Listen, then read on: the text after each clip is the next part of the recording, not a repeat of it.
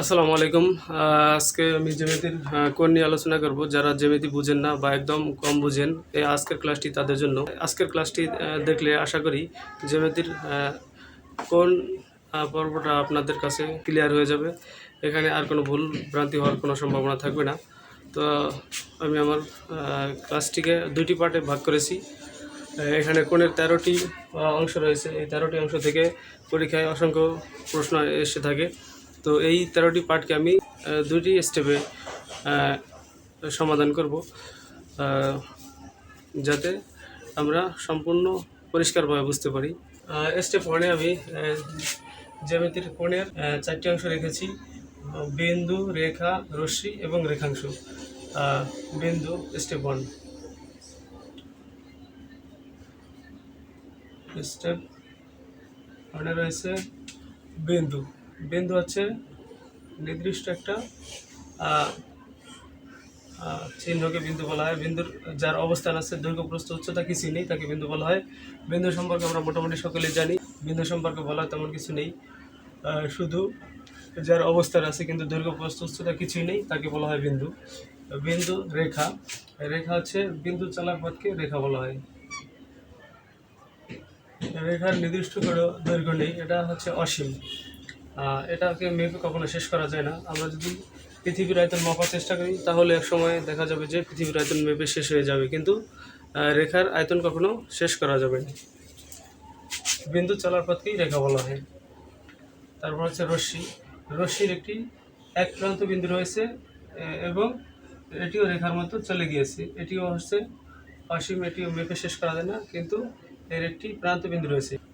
রশ্মির এক প্রান্ত বিন্দু রয়েছে, রেখার কোনো প্রান্ত বিন্দু নেই। এটা হচ্ছে রেখা, এটা হচ্ছে রশ্মি,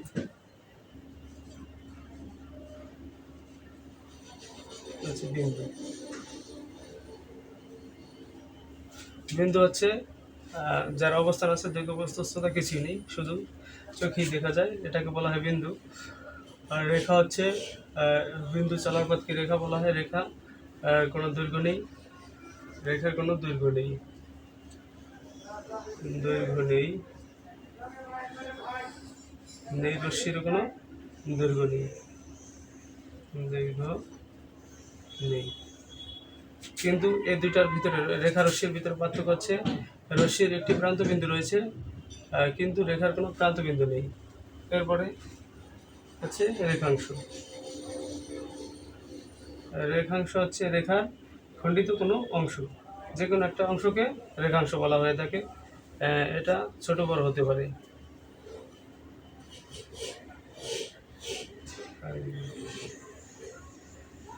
রেখাংশ নির্দিষ্ট দৈর্ঘ্য রয়েছে, দৈর্ঘ্য আছে,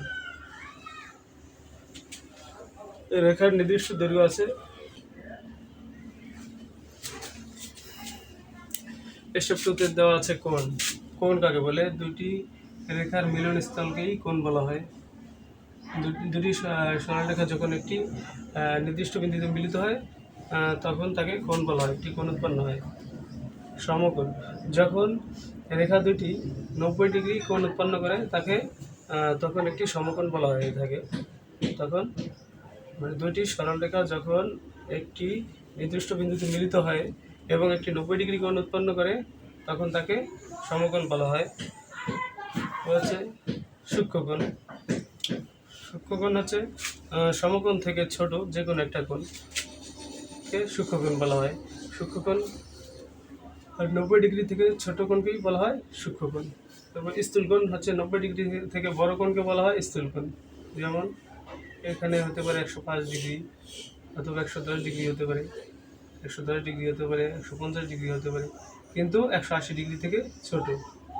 অর্থাৎ 90 ডিগ্রি থেকে বড় এবং 180 ডিগ্রি থেকে ছোট কোণকে বলা হয় স্থূলকোণ। 90 ডিগ্রি থেকে বড় এবং 180 ডিগ্রি থেকে ছোট সকল কোণ হচ্ছে স্থূলকোণ।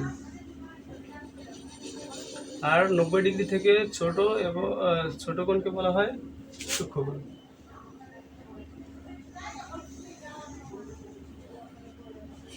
দুইটি রেখা মিলিত হয়ে যখন একটি কোণ উৎপন্ন করে, সেটা হচ্ছে কোণ। সমকোণ হচ্ছে যখন দুটি রেখা, সরলরেখা একটি বিন্দুতে মিলিত হয় এবং একটি 90 ডিগ্রি কোণ উৎপন্ন করে, সেটা হচ্ছে সমকোণ।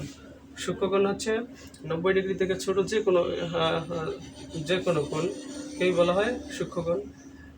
অর্থাৎ 90 ডিগ্রি থেকে ছোট যত কোণ উৎপন্ন হবে সেই কোণগুলো হচ্ছে সূক্ষ্মকোণ। এবং 90 ডিগ্রি থেকে বড় এবং 90 ডিগ্রি থেকে বড় এবং 180 ডিগ্রি থেকে ছোট কোণগুলো আছে স্থূলকোণ। এরপর সরল কোণ হচ্ছে 180 ডিগ্রি কোণকে সরল কোণ বলা হয়। সরল কোণ হচ্ছে 180 ডিগ্রি কোণ, সরল কোণ। একই সরল রেখা চলে যায়, সেটাকেই বলা হয় সরল কোণ। এরপর হচ্ছে প্রবৃদ্ধ কোণ। এখানে প্রবৃদ্ধ দ্বারা বড় একটা কোণকে বোঝানো হয়েছে। প্রবৃদ্ধ মানে বৃদ্ধ দ্বারা আমরা খুব বড় কাউকে বুঝি। প্রবৃদ্ধ যারা প্রবীণ, আমাদের সমাজে প্রবীণ লোকদেরকে আমরা বৃদ্ধ বলে থাকি। এখানেও প্রবৃদ্ধ দ্বারা বৃদ্ধ বা বড়কে বোঝানো হয়েছে।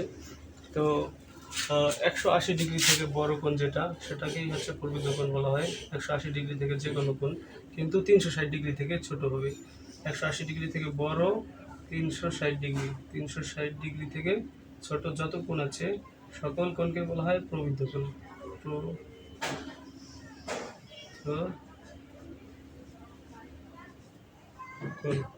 সকল কোণই হচ্ছে প্রবৃদ্ধ কোণ। বিপরীত কোণ হচ্ছে যে কোনো একটি কোণের বিপরীত বাহু দুটিকে বুঝিতে গেলে যে কোণ উৎপন্ন হয় তাকে, যদি আমরা 90 ডিগ্রি কোণের বিপরীত বাহু দুটিকে সমানভাবে বুঝিত করি, তাহলে আরেকটি 90 ডিগ্রি কোণ উৎপন্ন হবে। তার বিপরীত দিকে একটি 90 ডিগ্রি কোণ উৎপন্ন হবে। তখন এই 90 ডিগ্রি কোণের বিপরীত কোণ হচ্ছে 90 ডিগ্রি। 30 ডিগ্রি কোণকে যদি আমরা সমানভাবে বর্ধিত করি, তার বিপরীত দিকে বাহু দুটি সমানভাবে বর্ধিত করি, তাহলে আরেকটি 30 ডিগ্রি কোণ উৎপন্ন হবে। তাহলে 30 ডিগ্রি কোণের বিপরীত কোণ হবে 30 ডিগ্রি। 60 ডিগ্রি কোণের বিপরীত কোণ হবে 60 ডিগ্রি। 90 ডিগ্রি কোণের বিপরীত কোণ হবে 90 ডিগ্রি। এরপর হচ্ছে পূরক কোণ। পূরক কোণ কাকে বলে? পূরক কোণ হচ্ছে 90 ডিগ্রি কোণকে আমরা বিভক্ত করার ফলে যে দুটি কোণ উৎপন্ন হয় তারা একটি অপরটির পূরক কোণ। এখানে যদি আমরা 30 ডিগ্রি 60 ডিগ্রিতে ভাগ করি, এই 60 ডিগ্রি 30 ডিগ্রি একটি অপরটির পূরক কোণ। যদি আমরা 90 ডিগ্রিকে 45 ডিগ্রিতে ভাগ করি, তাহলে এই 45 ডিগ্রি এখানে 45 ডিগ্রি একটি অপরটির পূরক কোণ। আবার যদি আমরা 90 ডিগ্রি কোণকে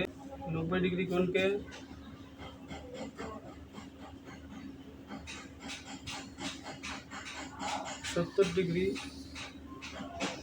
20 ডিগ্রিতে বিভক্ত করি, তাহলে 70 ডিগ্রি 20 ডিগ্রি একটি অপরটির পূরক কোণ। পূরক কোণ ছোট হতে পারে, বড় হতে পারে এবং সমান হতে পারে। ছোট হতে পারে, বড় হতে পারে, সমান হতে পারে। এরপর হচ্ছে সম্পূরক কোণ। পূরক কোণ একই নিয়মে।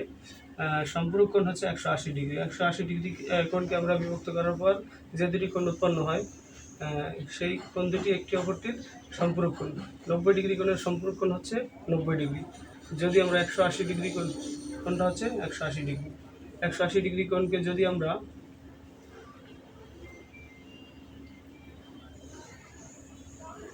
এভাবে করি, এখানে এদিকে 100 ডিগ্রি রাখি, এদিকে যদি আমরা 100 ডিগ্রি রাখি, তাহলে এদিকে থাকবে 80 ডিগ্রি।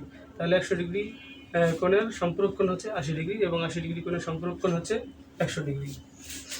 তো এই ছিল আমাদের আজকের আলোচনা। যদি ভিডিওটি ভালো লাগে তাহলে লাইক, কমেন্ট, শেয়ার করবেন এবং আমার পেজটিকে ফলো দিয়ে রাখবেন। আজকে প্রচুর গরম পড়ছে, ফ্যান চালাতে পারতেছি না, তাহলে আমার কথাগুলো স্পষ্টভাবে বোঝা যাবে না, এজন্য। তো তাই ক্লাসটি আর দীর্ঘায়িত করলাম না, এখানে শেষ করলাম। সেগুলো ভালো থাকবেন, সুস্থ থাকবেন। আল্লাহ হাফিজ।